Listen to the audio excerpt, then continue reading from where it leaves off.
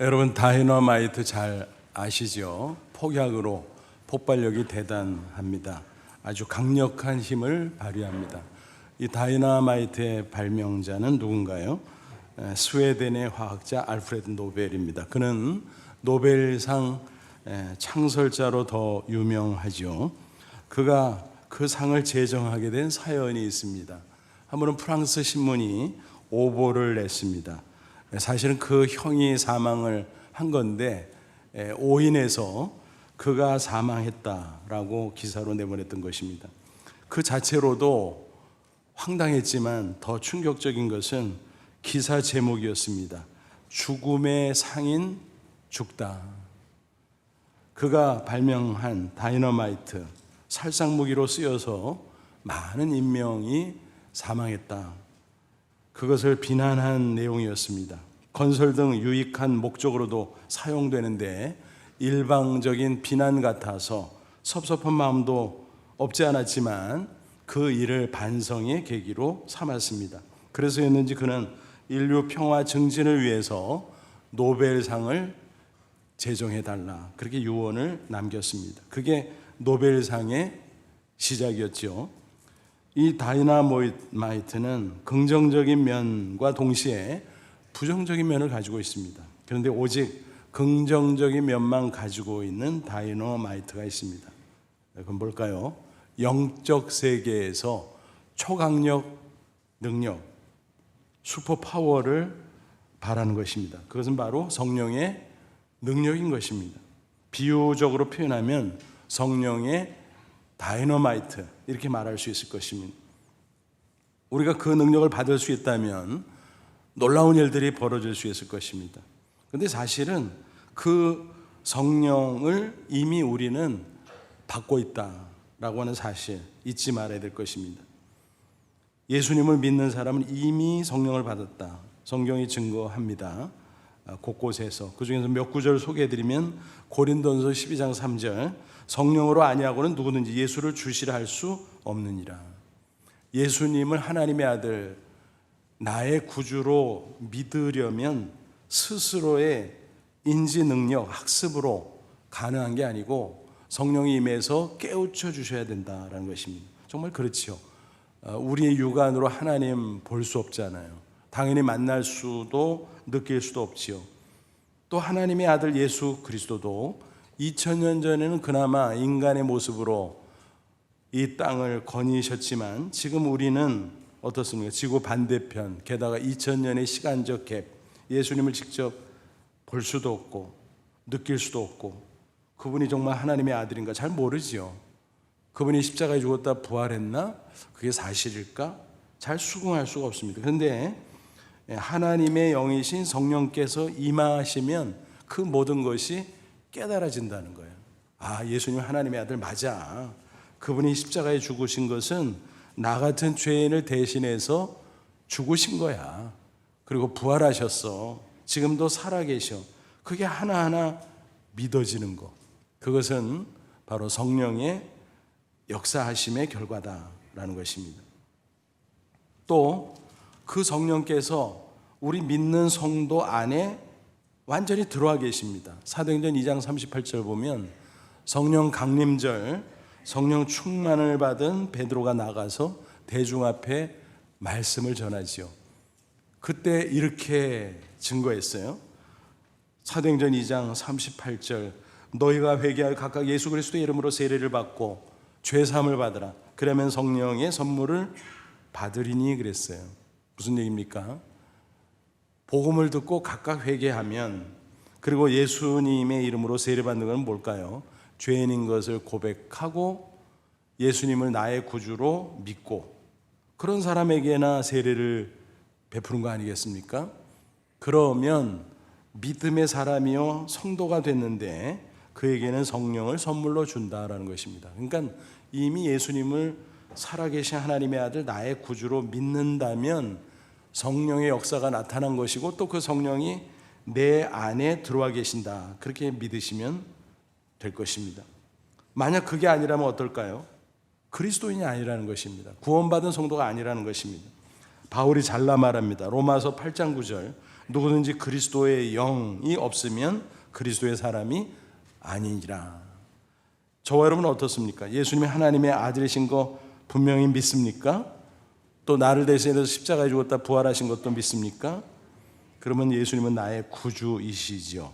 그러면 이미 성령께서 저와 여러분 각자에게 임하셨고 역사하셨고 또 이미 내 안에 들어와 계신 줄로 믿으시기를 바랍니다. 그걸 가리켜 뭐라 그런다고요? 성령의 내주라고 말해요. indwelling. 그러니까 내 속에 와서 함께 사는 거예요. 입주해서 사는 거예요. 떠날까요? 안 떠나요. 절대로 안 떠나요. 내가 천국 갈 때까지 절대로 안 떠난다고 성경은 누누이 강조하고 있습니다. 그런데 문제는 성령이 내주하심에도 불구하고 나 자신이 그것을 적극적으로 의식하고 성령을 나의 주님입니다 잘 모시고 따라가면 성령의 능력이 활발하게 나타납니다. 그 반면 내가 성령의 내주하심을 망각하고 마치 안 계신 것처럼 잊은 채 내가 주인 행세를 하면 내 마음대로 내 생각대로 내 욕심대로 마구 살아가면 성령이 떠나가시진 않지만 내 안에 계심에도 슬퍼하고 적극적으로 그 능력의 역사를 나타내지 않는다라는 것입니다. 그래서 그것을 우리가 잘 알아둘 필요가 있다는 것입니다. 따라서 내가 성령을 적극적으로 의식하고 잘 모시는 것이 신앙생활의 바른 태도입니다. 그런 상태를 가리켜서 성령 충만이라고 하지요. 그러니까 아무리 예수님을 믿고 성령을 받은 성도라고 할지라도 성령 충만한 상태를 유지하지 못한다면 그 능력을 체험하지 못하고 무기력한 삶을 살아갈 수밖에 없습니다. 당연히 넘어지고 자빠지고 실패의 삶을 살아갈 수밖에 없는 것입니다. 그래서 성경은 누누이 명령합니다. 성령의 충만함을 받으라. 근데 성령의 충만함을 받으라 수동의 의미로 말씀합니다. 그건 무슨 얘기예요? 우리가 힘쓰고 애쓰고 노력한다고 성령 충만을 받아서 그거 아니라는 거예요. 사모하는 마음 또 올바른 태도를 가지면 성령이 충만하게 역사하신다라고 하는 거죠. 우리는 연약한 육신을 가지고 있어요. 게다가 죄사함 받고 하나님의 백성 성도가 됐다고 하지만 육체를 가지고 사는 한 죄성이 아직 잔존합니다. 그러기에 성령을 의식하지 못한 채 그냥 엄벙덤벙 살아갈 때가 있어요. 마치 성령이 내 안에 안 계신 것처럼 사실은 계신데 그런 상태를 가리켜 성령 소멸이라고 해요. 물론 앞서 계속 강조하고 있습니다만 성령이 떠나가시는 건 아니잖아요. 그래서 소멸이라는 단어를 썼지만 떠나가는 건 아니다. 내 안에 계속 계시지만 적극적으로 역사하시지 않는 상태다라는 것입니다. 보통의 성도들은 왔다 갔다 해요. 어떤 때는 성령 충만, 어떤 때는 성령 소멸. 왔다 갔다 해요. 그리고 오르락내리락 하죠. 영적인 상태가 성령 충만 쫙 업, 그러다가 성령 소멸 다운. 그래서 업다운 업다운 막 이렇게 돼요. 신앙이 성숙해진다는 것은 뭘까요? 이 업다운이 심하지 않고 그냥 약간 있을 수 있죠. 사람이니까. 그러나 그래도 꾸준히 성령 충만의 상태를 유지하는 수준이 된다라는 것입니다. 이 신앙의 성숙입니다. 오늘 특별히 교회 절기상 성령 강림 주일입니다. 오순절이라고 하기도 하죠. 왜냐하면 성령 강림 사건이 오순절에 있었기 때문입니다. 오순 뭐예요? 다소도 열흘 순. 그래서 50일을 가리키는데 왜 오순절인가? 부활절로부터 환산해서 50일째 되는 날 바로 그 오순절에 성령 강림이 있었다라는 것입니다. 그래서 성령 강림 주일 오순절 이렇게 말하는데 바로 사도행전 2장에 보니까 오순절에 다락방에서 제자들이 한꺼번에 모여 간절히 기도할 때 그 현장에 성령께서 강림하셨죠. 물론 성령 강림에 대해서도 오해하시면 안 돼요. 성령이 강림 내려오셨다.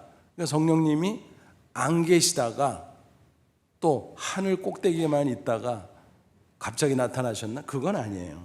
성령은 성부, 성자, 성령 삼일체 가운데 제3의 하나님이시잖아요. 그래서 하나님으로서 영원전부터 계셨어요. 그리고 창조 때도 계셨고 구약 시대도 계셨고, 그런데 신약 시대로 전환되면서 동일한 성령이지만은 역사하시는 방식이 전환됩니다. 그래서 그 전환되는 그 분기점이 성령 강림이다라는 것입니다. 그래서 성령께서 제자들에게, 성도들에게 임해서 그 각자에게 역사하시고, 그 각 사람이 구원받은 성도가 되면 그 속에 들어가서 내주하시고, 이렇게 방식이 달라졌다는 거예요. 구약 시대는요, 성령의 내주가 없었어요. 그러니까 성령의 내주가 얼마나 놀라운 축복인가, 또 성령 강림 이후에 신약 시대를 사는 행운인가 하는 것을 여러분이 꼭 기억하면 좋겠습니다. 어쨌든 이렇게 해서 성령 강림이 이루어졌는데, 그때 제자들이 성령 충만을 받았어요. 그전에는 겁쟁이로 숨어 있었어요. 들켜가지고 핍박자들이 끌려가서 어려움을 당할까 봐. 근데 이제는 성령 충만하니까 용기 백배해가지고 뛰쳐나가요. 대중 앞에 막 복음을 전해요. 예수님 십자가에 죽었다 부활하신 하나님의 아들이다, 회개하고 예수 믿어라, 뭐 이런 식으로 증거했습니다. 그러니까 수많은 사람들이 회개하고 예수님을 믿게 됐습니다. 그래서 그 믿는 자들이 모인 공동체를 이루게 됐는데, 그게 교회지요. 그리고 처음 생긴 교회가 초대 예루살렘 교회지요. 그러니까 성령 강림절은 동시에 교회 생일날이구나. 맞습니다. 교회 생일날입니다. 특별히 오늘 본문은 무슨 내용입니까? 2장의 성령 강림 사건인데 그 직전의 상황을 설명하고 있습니다. 이 사도행전의 기록자는 누굴까요? 누가이지요. 누가복음은 누가 기록했나요? 누가. 그죠? 그래서 이 누가복음과 사도행전은 전편 후편 그런 성격으로 연이어져 있음을 알 수 있습니다. 그래서 오늘 1절에 보니까 먼저 쓴 글이라고 하는, 그게 누가복음을 가리켜요. 그래서 거기에는 예수님의 생애 기록이 있고 승천 사건까지 기록이 되어 있는데, 이제 사도행전으로 들어와서 다시 한번 예수님의 승천 상황을 쭉 설명하고 특별히 남기신 말씀을 소개합니다.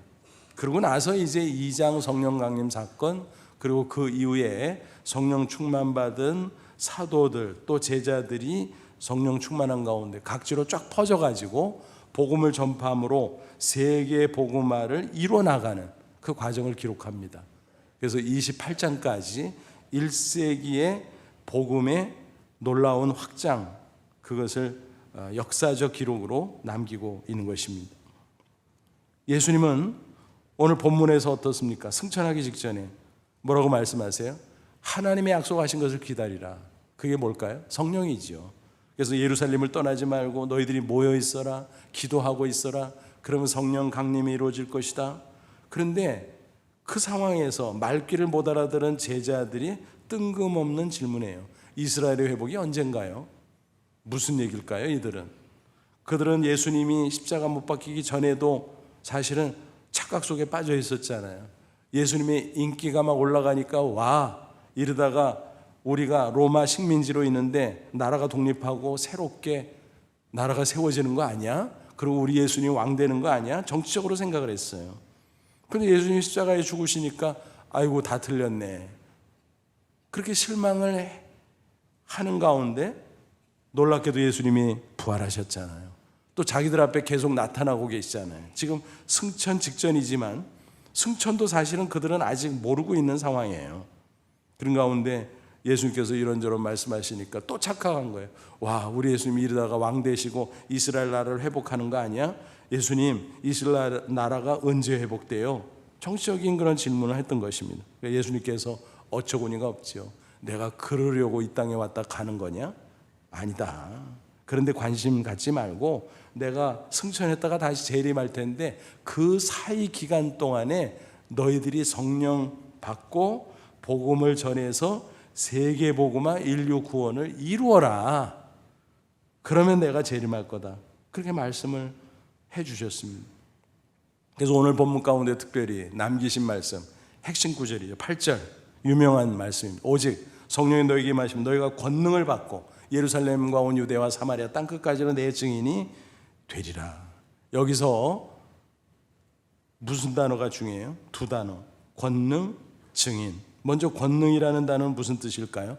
헬라어 성경 원어로 디나미스인데 무슨 뜻인가 하면 힘, 능력 그런 뜻입니다. 영어로 말하면 파워죠. 근데 보통의 능력이 아니고 아주 강력한 능력, 초능력, 슈퍼파워를 가리키는 것입니다. 이 디나미스라고 하는 헬라어 단어에서 영어로 옮겨가면서 다이내믹, 다이너마이트 뭐 이런 단어들이 나오게 됐다는 것입니다. 아주 흥미로운 사실이죠. 그러니까 디나미스, 권능이라는 것은 그냥 보통 시시한 어떤 작은 능력이 아니구나. 그것은 엄청난 슈퍼파워구나 알 수 있습니다. 그래서 비유해서 영적인 다이너마이트 이렇게 부르고 있는 것입니다. 여러분 이런 능력을 받으면 어떻게 될까요? 예수님의 증인이 되라 하지 않고 되리라 그랬어요. 여러분 증인이 뭐 하는 사람입니까? 듣고 보고 경험한 것을 증거하는 사람입니다. 그러니까 이제 예수님 열심히 증거하고 다녀라 그렇게 명령해도 될 것 같은데 예수님께서 성령의 권능 받으면 될 거야, 되리라 라고 말씀하셨어요. 무슨 얘기입니까? 예수님을 증거하면서 살아가는 삶은 인간적인 노력으로 되는 게 아니라는 거예요. 성령이 임하셔서 능력을 주실 때 그 능력으로 가능하다. 그것을 강조하는 것입니다. 그러니까 어떻게 보면 저절로 되는 거예요. 성령 임하고 충만하면 저절로 되는 것입니다. 그런데 흥미로운 것은 이 증인이라는 단어, 헬라어 성경 원어로 마르튀스예요. 마르튀스. 근데 이 마르튀스가 영어로 옮겨가면서 순교자를 의미하는 마터가 됐습니다. 마터. 그러니까 증인인데 왜 마터, 순교자가 됐지? 그거는 초대교회 역사적 배경과 연관성이 있습니다. 그 시대는 어떻습니까? 핍박의 시대잖아요.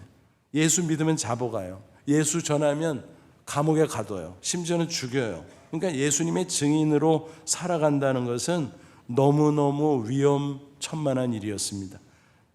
순교에 이를 수도 있어요. 그러니까 증인이 곧 순교자 이런 등식이 성립하게 됐는지도 모르겠습니다.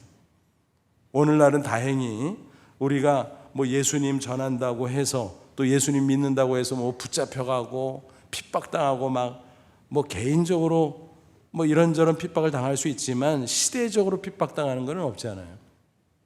그렇죠? 정말 다행스럽지요. 그러니까 순교도 우리에게는 거의 기회가 없습니다. 그죠? 그러면 증인이 되라. 그때는 순교자라는 말과 비슷한 의미로 쓰여진데 오늘날 우리에게는 어떤 의미일까?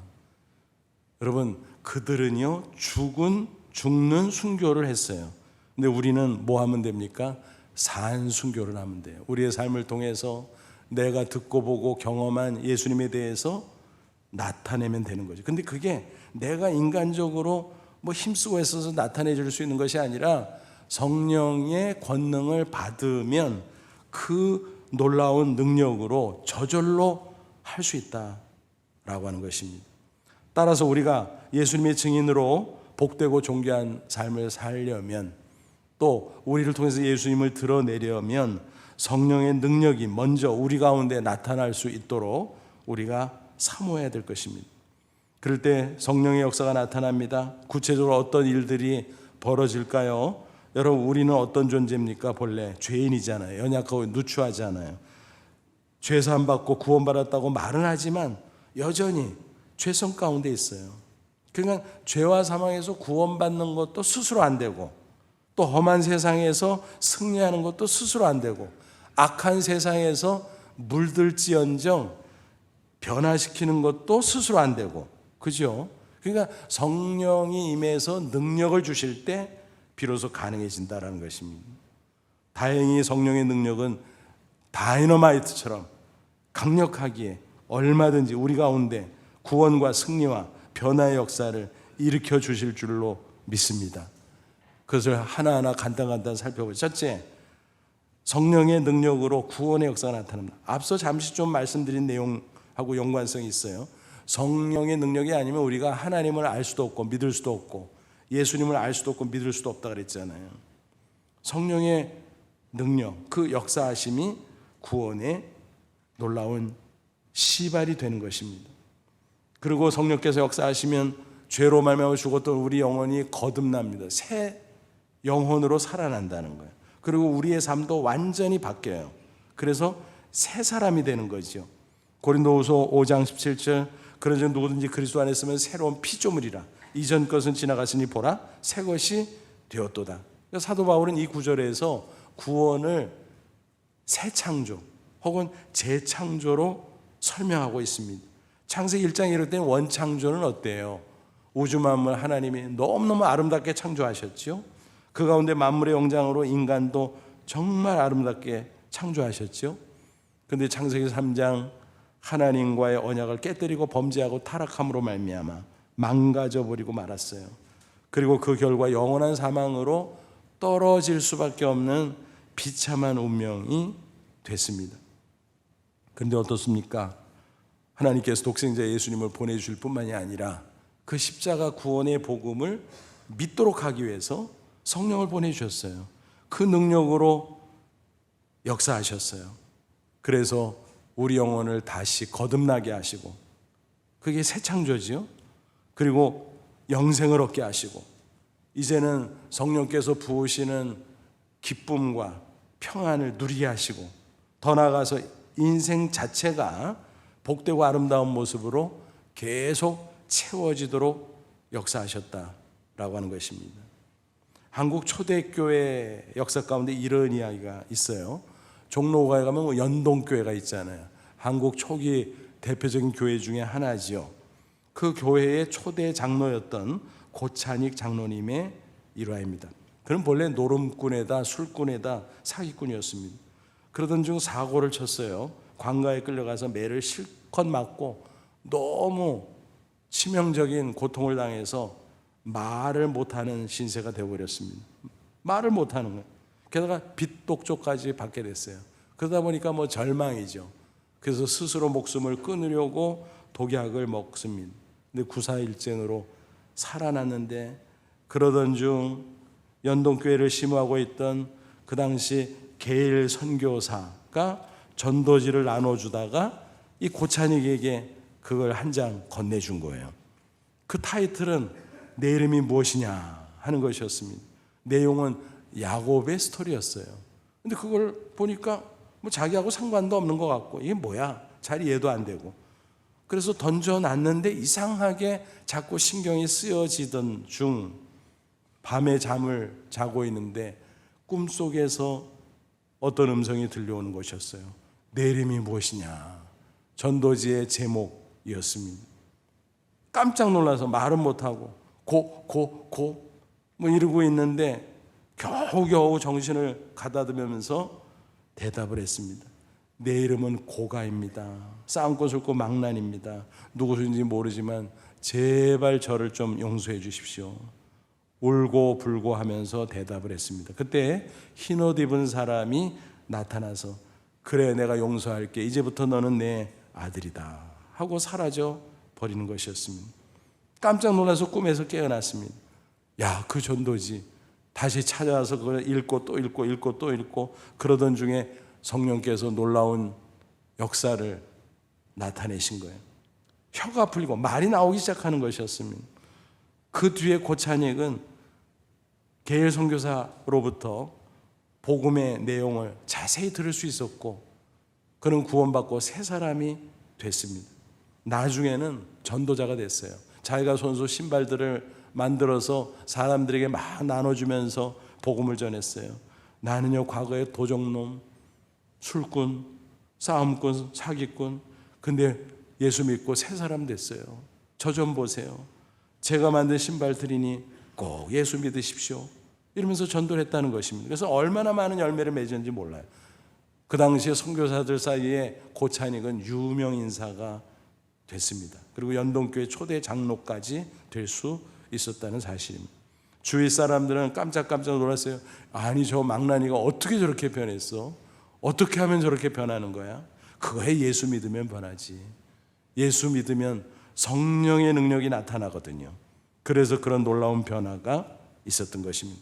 저와 여러분 어떻습니까? 성령의 능력으로 새 사람 됐습니까?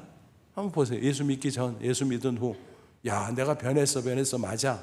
그러면요, 내가 구원받고 나에게 성령이 임해서 내주하시는 거, 그것도 꼭 믿으시기를 바랍니다.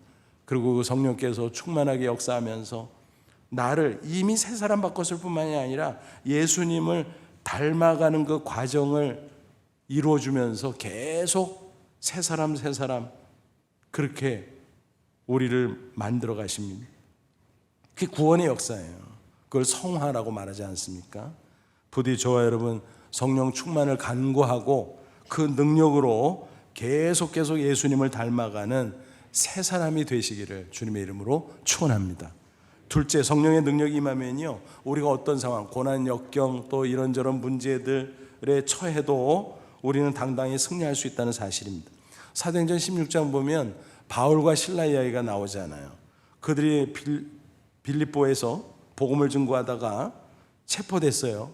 고문당하고 감옥에 깊이 갇힌 채 쇠사슬과 착고로 묶였어요. 얼마나 상처가 욱신욱신되고 힘들었을까요? 근데 한밤중에 일어나가지고 찬송을 하네, 기도를 하네. 그러니까 죄수들이, 저 사람들 뭐야? 미쳤어? 예수가 누구길래 저래? 아마 그랬겠지요. 근데 놀라운 기적이 나타납니다. 지진이 납니다. 옥토가 막 흔들려요. 옥문이 활짝활짝 열려요. 그런 가운데 졸고 있던 간수가 깜짝 놀라서 깨보니까, 와, 이거 뭐야 이게? 감옥문이 열렸네. 죄수들이 탈옥했나? 그러면 책임져야 되거든요. 심한 경우 처형당해요. 더 심한 경우 가족들까지 처형당해요. 그래서 얼떨결에 자결을 하려고 합니다. 왜냐하면 자기만 죽으면 된다고 생각을 했기 때문입니다. 그때 바울이 제지하잖아요. 여보, 우리 탈옥 안 했어. 안 나갈게, 걱정하지 마. 왜 아까운 목숨 끊으려고 그래? 그러니까 더 놀랐어요. 세상에 이런 죄수들이 어딨어. 죽으면 좋지, 탈옥하기 쉽고, 그렇잖아요. 근데 죽지 말래. 그때 생각이 난 거예요. 찬송하고 기도하고 예수 찾더니 도대체 예수가 뭐야? 그래서 물었어. 선생이요, 어떻게 하면 구원을 받을 수 있습니까? 주 예수를 믿으라. 그래야만 너와 내 집이 구원을 받으리라. 그래서 그 집으로 데려갔고 씻겨주고 먹여주고 교제하고 또 바울로부터 복음을 소개받고 전해들은 간수와 그 가족들이 다 예수 믿고 세례받고 놀라운 일들이 벌어지게 되죠. 여러분, 끌려가고 매맞고 투옥되고 묶이고 죽을 것 같았는데 오히려 놀라운 승리의 반전이 일어났다는 것입니다. 어떻게 가능했다고요? 성령의 능력으로. 어떻게 사람이 승리할 수 있어요? 그 상황 속에서. 이처럼 성령의 능력이 충만하게 임하면요, 어떤 고난, 어떤 문제 앞에서도 승리를 경험할 수 있다는 사실 꼭 기억하시기 바랍니다. 여러분, 사도 바울을 보세요. 그는 가는 데마다 고난당했어요. 가는 데마다 핍박당했어요. 가는 데마다 매맞고 감옥에 갇히고 목숨의 위협을 당하기도 하고, 그렇잖아요. 그러나 그는 당당하게 승리를 외쳤습니다. 고린도후서 4장 8절 9절, 우리가 사방으로 우겨쌈을 당해도 쌓이지 아니하고 답답한 일을 당하여도 낙심하지 아니하며 박해를 당하여도 버림받지 아니하며 거꾸로뜨림을 당하여도 망하지 아니하고. 우겨쌈, 답답한 일, 박해, 거꾸로뜨림. 어떻게 살아요? 어떻게? 근데 그냥 버텨낼 뿐만이 아니라 당당하게 이긴다라는 거예요. 그게 성령 충만한 사람의 모습인 줄로 믿습니다.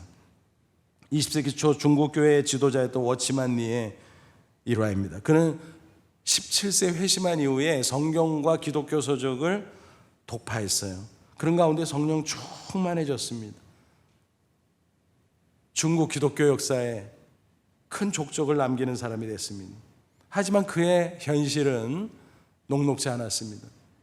몸이 약해서 계속 질병에 시달렸습니다. 또 복음 전하다가 핍박받고 투옥되고 그런 일도 있었습니다. 결국 마지막에는 순교를 당하기도 했습니다. 그런 삶의 연속이었지만 그럼에도 불구하고 그는 성령 충만한 가운데 승리했고 또 승리했고 결국 위대한 생애를 마칠 수 있었습니다. 그가 특별히 남긴 책들을 보면 기독교 고전으로 오늘날까지 많은 사람들에게 영향을 끼치고 있습니다. 여러분, 그의 승리의 비결이 과연 뭘까요? 다른 것을 설명할 수 없어요. 초인적인 승리, 바로 인간의 능력과 비교되지 않는 다이너마이트 같은 성령의 능력으로 됐다라는 사실입니다. 그가 한참 질병으로 온갖 고난으로 고통스러워할 때 하나님께 매달려서 하나님 나 좀 살려주세요. 너무너무 힘들어요. 너무너무 괴로워요. 좀 도와주세요. 근데 기도 가운데 환상을 봤어요. 자기가 배를 타고 양쯔강을 지나가고 있는 거예요. 그런데 갑자기 앞에 암초가 탁 나타나서 가로막는데 너무 무서운 거예요. 너무 답답한 거예요. 그래서 또 하나님 앞에 막 기도했어요. 하나님, 저 암초 좀 제거해 주세요. 치워 주세요. 그때 하나님의 음성이 들려왔습니다. 사랑하는 내 아들아, 암초를 치워주랴? 아니, 이렇게 하면 어떨까? 암초를 치워주는 대신에 강물을 불어나게 해주면 슉 올라가서 그냥 거뜬하게 넘어 지나갈 수 있지 않냐? 근데 그게 더 좋을 것 같아요. 그래서 그러면 하나님 강물 불어나게 해주세요. 그러자 갑자기 강물이 쫙 불어나면서 암초가 그 강물 속으로 깊이 들어가게 됐습니다. 그래서 그 위로 쑥 하고 지나 안전하게 항해할 수 있었다는 이야기입니다. 그는 깨달았습니다. 맞아. 환경, 상황, 문제, 고난 뭐 이런 것들은 항상 오는 거야. 이거 넘어가도 또 오는 거야. 이거 치워도 또 오는 거야. 그렇다면 아예 강물이 불어나듯이 성령 충만하면 그냥 거뜬히 이길 수 있는 거 아니야? 그런 깨달음을 가지고 확신 가운데 성령 충만을 구하면서 승리의 삶을 이어갔다라고 하는 것입니다. 어느 중년 부인의 이야기입니다. 가정 불화가 계속 이어집니다. 남편은 바람 피우지, 월급 제대로 안 갖다 주지. 그러다 보니까 부부싸움을 계속 할 수밖에 없었습니다. 또 아이들까지 말을 안 듣는 거예요. 그러니까 지옥 같은 거예요, 완전히 가정이. 그러니까 늘 어두운 표정일 수밖에 없죠. 또 사람들을 만나서 이렇게 하다 보면 그 관계 속에서 어려움이 생길 수밖에 없죠. 부딪히고 다투고 짜증내고. 그래서 어느 날 한 친구가 그를 만나게 됐어요. 근데 이상해. 얼굴이 부드러워졌어. 환해졌어. 편안해 보여. 그래서 이상하다. 근데 괜히 잘못 말했다가 또 짜증낼까 봐 조심스럽게 물었어요. 아니, 좋은 일 있어? 남편이 요즘에 잘 해줘? 애들이 말 잘 들어? 그랬더니 아니, 뭐 맨날 그렇지 뭐. 근데 어떻게? 내가 예수님을 믿게 됐어. 예수님을 믿으니까 성령님이 내 안에 오셔서 나도 모르게 어쩐지 기쁨이 있고 어쩐지 평안이 있는 거야. 그래서 현실은 똑같은데 내가 승리하게 됐어. 그러니 이제 기도하는 가운데 내 남편도 아이들도 차차 달라지지 않겠어? 그래서 괜찮아. 여러분 무슨 말씀인지 아시겠죠? 당장 현실에 직면한 상황, 문제, 고난 이런 것들이 그때그때 해결되지 않을 수도 있어요. 우리가 살아가는 동안. 하지만 성령 충만하면 넉넉하게 이기고 승리할 수 있다라고 하는 것입니다. 그래서 고난 중에도 기뻐할 수 있는 것입니다. 저와 여러분 아무쪼록 다이나마 같은 성령의 능력 충만히 받아 승리의 놀라운 삶을 계속 이어갈 수 있기를, 그래서 그로써 예수님이 우리와 함께하는 진정한 하나님의 아들 구주라는 사실을 증명하면서 살아가는 저와 여러분 되시기를 주님의 이름으로 축원합니다. 세 번째로 성령의 능력이 임하면 우리는 나 자신의 변화를 넘어서 다른 사람을 변화시킬 수 있어요. 더 나아가 세상까지 변화시킬 수 있습니다. 성령 강림 이후 사도들이 어떻게 됐어요? 성령 충만 받고 각지로 쫙 흩어졌어요. 가는 곳마다 복음을 전합니다. 핍박도 있었지만 승리했어요. 복음을 전하다 보니까 한 사람 한 사람 복음을 듣고 회개하고 변화됐습니다. 예수님을 믿으니까 변화가 나타나잖아요. 그 한 사람 한 사람이 변화되니까 가정이 변화되고 곳곳이 변화되고 사회가 변화되고 세상이 변화되고, 여러분 그게 2000년 기독교 역사 아닙니까? 우리 한국 땅에도 복음이 와서 얼마나 많은 변화 역사가 있습니까? 개인이 변화되고 가정이 변화되고 사회가 변화되고 민족과 나라가 변화되고 그렇지 않아요? 여러분 생각해 보세요. 사람이 잘 변해요? 뭐 나쁘게는 쉽게 변하는데 좋게 변해요? 안 변하더라고요. 야단쳐도 안 변하고, 열심히 가르쳐도 안 변하고, 때려줘도 안 보내고, 감옥에다 가둬도 안 변하고. 여러분, 성령의 능력만이 사람을 아름답게 선하게 변화시킨다는 사실을 잊지 마시기 바랍니다. 손양원 목사님의 이야기입니다. 사랑의 원자탄이라는 별명이 붙은 분이고 그 제목의 영화도 나온 적이 있죠. 그분은 여수 애양원교회 목사로 심화하던 중 엄청난 비극을 맞이했습니다. 1948년 여순 반란 사건 당시 두 아들을 좌익 세력의 청년들에게 살해당하는 끔찍한 일을 당했어요. 더 기가 막힌 것은 예수장이라는 이유로 그랬다는 것입니다. 그런데 놀랍게도 그 목사님이 어떻게 했습니까? 살인자 중에 한 사람의 안재선을 양자로 삼은 것입니다. 그 사실 하나만 보면 야, 그게 가능해? 대단하다. 엄청난 사람이네. 성자네. 뭐 이러고 지나갈 수 있지만 사실은 그도 한 인간이었는지라 너무너무 힘들었습니다. 증오심이 들끓어올랐습니다. 여러분 얼마나 힘들었을까 상상해 보세요. 인간인데 두 아들을 한꺼번에 죽인 그 인간을, 원수를 어떻게 용서해? 어떻게 살아요? 할 수 없죠. 하지만 떼굴떼굴 울면서 기도하는 가운데 성령께서 임하니까 마음이 달라진 거예요. 그래, 용서하자. 그래, 사랑하자. 기왕이면 양자로 삼자. 두 아들 대신 이 아들 잘 키워보자. 뭐 이런 결단을 하게 되었다는 것입니다. 그래서 딸을 시켜서 탄원을 했고 그 당국에서 야, 이런 분도 있어. 위대한 성인이구만 하면서 사면을 해주고 결국 양자로 드리게 되었다는 것입니다. 하지만 안재선은 또 어떻게 했어요? 그도 인간인지라 살인은 했지만 얼마나 괴로웠을까요? 죄책감. 그 피살자의 아버지가 자기를 양자로 삼았어요. 너무너무 힘들었어요. 오히려 방황했습니다. 그리고 그 사랑을 의심하기도 했습니다. 자기 체면 때문에 그냥 목사인 것 티내려고 그러는 거 아니야? 하지만은 끊임없는 성령의 역사로 사랑하고 사랑하니까 그가 변화됐고 그 안재선의 아들 안경선은 목사님이 됐는데 국내에서 사역하다가 지금은 아프리카 부룬디에 가서 한센병, 나병 환자 선교를 하고 있습니다. 어떻게 그렇게 됐을까요? 어렸을 때는 사실을 몰랐습니다. 그런데 아버지가 돌아가신 그 장례식장에서 그 사실 전모를 알게 됐습니다. 사랑의 원자탄, 나도 그거 보고 감동을 받았는데 그 손양원 목사님이 우리 양 할아버지란 말이야. 그리고 우리 아버지가 그 두 아드님을 죽인 살인자란 말이야. 충격이었습니다. 얼마나 방황했을까요? 그러나 성령께서 역사하니까 변화되고 세워질 수 있었습니다. 그래서 결국 목회자의 길을 가고 양 할아버지의 길을 따라 한센병 선교를 위해 아프리카 부룬디까지 가서 사역하고 있게 되었다라고 하는 것입니다. 여러분, 이게 인간이 할 수 있는 겁니까? 아니죠. 어떻게 인간이 이런 걸 해요? 성령께서 임해서 성령의 다이너마이트 같은 능력으로 역사하니까 인간이 할 수 없는 그런 놀라운 일들이 나타나게 되는 것입니다. 이게 바로 변화의 역사인 것입니다.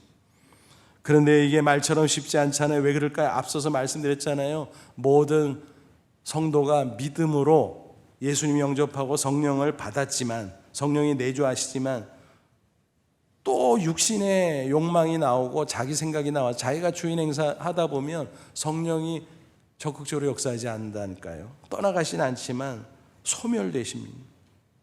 그래서 성령 충만할 때도 있지만 성령 소멸, 왔다 갔다 하는 거예요. 오르락 내리락 하는 거예요. 그런 가운데 성령의 존재를 잊어버린 채 내가 주인 행세고 내 뜻과 내 생각대로 내 욕망대로 살아가다 보니까 무기력하고 실패하고 그런 삶을 우리가 반복할 때가 많다라고 하는 것입니다.